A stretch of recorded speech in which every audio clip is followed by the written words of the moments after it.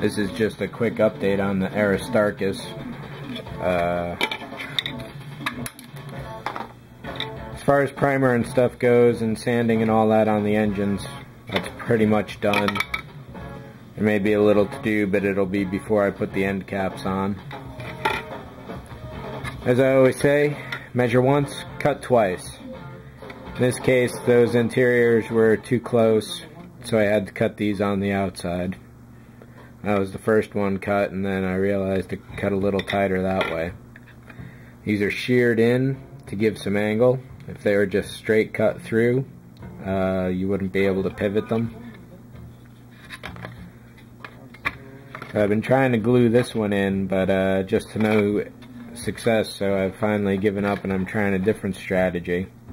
The main problem with this is 2 of 3 axes.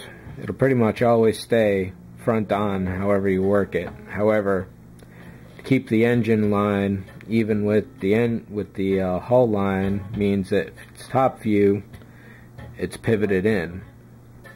If you straighten that out to this line, then all of a sudden the engine is drooping way down.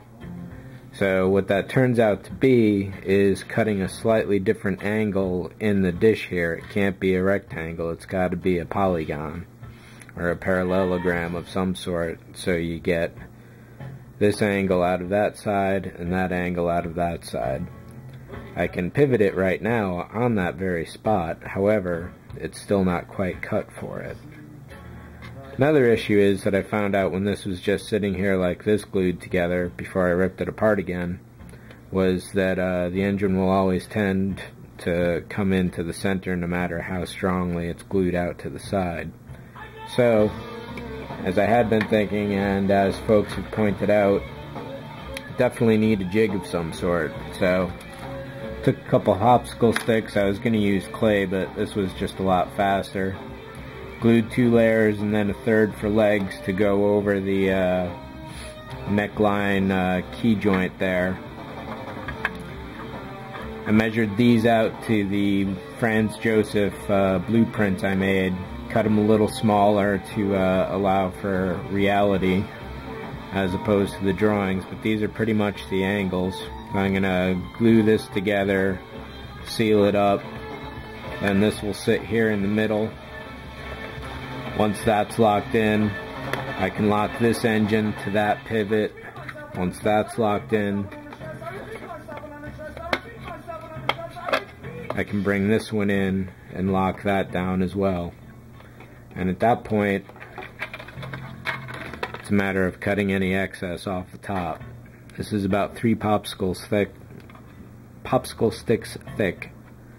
And what I found by comparing the diagram to the actual nacelle length is that you're losing basically that bottom ridge there, which, if you look at that, is definitely not a bad thing in this case.